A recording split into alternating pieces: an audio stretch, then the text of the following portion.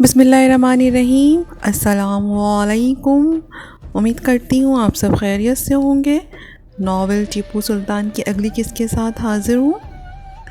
خدا کا کرنا ایسا ہوا کہ اس دوران دریا کا پانی اتر گیا۔ دریا کا پانی اترتے ہی ٹیپو سلطان نے اپنے لشکر کے ساتھ دریا کو عبور کیا اور پہلے ہی حملے میں دریا کے اس پار دشمن کا جو 12,000 کا لشکر تھا اس پر حملہ آور ہو کر ان سب کا خاتمہ کر دیا۔ اس کے بعد سلطان نے مرہٹوں اور نظام دکن کے لشکروں کی طرف کوچ کیا۔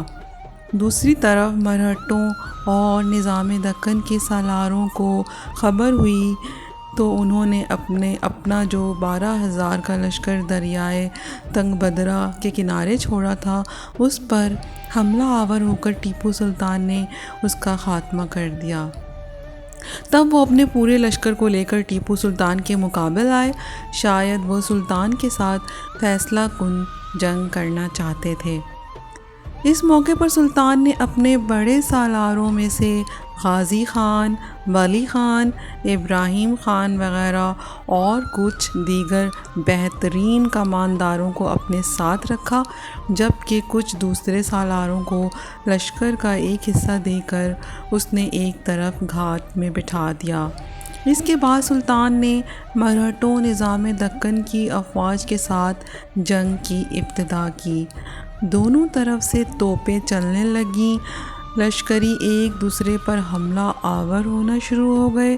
تیروں کی بارش دونوں سمت سے شروع تھی، تلواریں اور نیزے حرکت میں آ گئے۔ الغرض ٹیپو سلطان مرہٹوں اور نظام دکن کے درمیان گھمسان کی جنگ شروع ہو گئی۔ جب جنگ اپنے عروج پر پہنچی تو سلطان نے جو لشکر گھات میں بٹھا رکھا تھا اچانک وہ اپنی گھات سے نکلا، مرہٹوں اور نظامی افواج کے ایک طرف سے حملہ آور ہوا اور ان کے کئی صفوں کو کاٹ کر رکھ دیا۔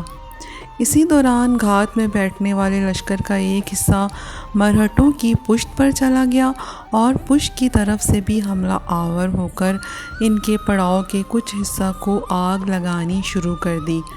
اب مرہٹوں نے جب دیکھا کہ ان کی پشت کی طرف بھی آگ ہے اور سامنے کی طرف سے ٹیپو سلطان کی توپیں بھی ان پر آگ برسا رہی ہیں تو وہ حواس باختہ ہو گئے۔ اس جنگ میں ٹیپو سلطان کے مقابلہ میں مرہٹوں اور نظام دکن کے لشکر کو بدترین شکست ہوئی اور وہ شکست اٹھا کر بھاگ کھڑے ہوئے۔ سلطان نے لگ بھگ 9 میل تک بھاگتے دشمن کا تعاقب کر کے دشمن کو مزید نقصان پہنچایا۔ مرہٹوں اور نظام دکن کے لشکر کو کٹتے ہوئے ان کی تعداد کم ہو گئی۔ پھر لگ بھگ 18 میل آگے جا کر سلطان نے ایک کھلے میدان کے اندر اپنے لشکر کے ساتھ پڑاؤ کیا۔ اب مرہٹوں اور نظام دکن کا لشکر وہاں سے قریب ہی تھا۔ ایک رات ٹیپو سلطان اپنے بہترین سالار غازی خان کو حکم دیا کہ وہ اچانک دشمن پر رات کے وقت حملہ آور ہو تاکہ اسے نقصان پہنچا کر فرار ہونے پر مجبور کیا جائے۔ غازی خان کے ساتھ سلطان نے اور بہت سے سالار بھی روانہ کر دیے۔ یہ سب رات کی گہری تاریکی میں لشکر کا ایک حصہ لے کر مرہٹوں اور نظام دکن کی لشکر کی طرف بڑھے۔ اس وقت مرہٹوں کے لشکر کے ارد گرد کئی میل دور تک ان کے مخبر پھیلے ہوئے تھے۔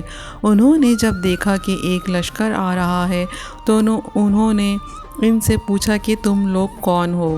غازی خان اور اس کے سالار جو اپنے لشکر کے آگے آگے تھے انہوں نے اپنے چہرے چھپانے کے لیے کمبل اوڑھ لیے تھے اور چونکہ پوچھنے والے مرہٹے تھے لہٰذا انہوں نے مرہٹی زبان میں کہا کہ ان کا تعلق نظام دکن سے ہے اور وہ نظام دکن کے لشکری میں شامل ہونے کے لیے آئے ہیں۔ اس پر وہ مخبر مطمئن ہو گئے، لہٰذا غازی خان اپنے سالاروں اور لشکریوں کو لے کر آگے بڑھ گیا، یہاں تک کہ وہ مرہٹوں کے لشکر کی پشت کی طرف گیا۔ پھر اچانک وہ مرہٹوں کے لشکر میں داخل ہوئے اور اس زور کا حملہ کیا کہ مرہٹے بوکھلا کر رہ گئے۔ حملہ آور ہوتے ہوئے غازی خان اور اس کے ساتھی مرہٹوں کے لشکر کے وسطی حصے تک تباہی پھیلاتے چلے گئے۔ رات کے وقت غازی خان اور اس کے ساتھیوں نے اس حملہ میں مرہٹوں کے اندر ایک تباہی و بربادی اور بدحواسی پھیلا دی تھی۔ صبح کا سورج طلوع ہونے سے پہلے غازی خان اور اس کے ساتھی مرہٹوں کے اندر کامیاب شب خون مارنے کے بعد ان گنت گھوڑے، ہاتھی، بے شمار مال غنیمت اور ان کی عورتوں کو گرفتار کر کے واپس سلطان کے پاس پہنچ گئے۔ کہتے ہیں کہ ان عورتوں کے ساتھ سلطان نے بہترین سلوک کیا، انہیں عمدہ لباس و چادریں مہیا کیں۔ اس کے بعد انہیں باعزت طور پر پالکی میں بٹھا کر مرہٹوں کے لشکر کی طرف روانہ کر دیا۔ سلطان کے اس سلوک مرہٹوں کو شرمندہ احسان تو بنا لیا تھا، لیکن وہ ایسے ڈھیٹ تھے کہ پھر بھی سلطان کے مقابلے پر ڈٹے رہے۔ اس دوران سلطان کے لشکر میں ایک وبا پھوٹ پڑی۔ وہ اس طرح کہ سلطان کے لشکر کے اندر کچھ بیل مر گئے۔ ان کی وجہ سے عجیب و غریب مکھیوں نے لشکر کے اندر یلغار کر دی، لشکریوں کا کھانا پینا تک حرام ہو گیا۔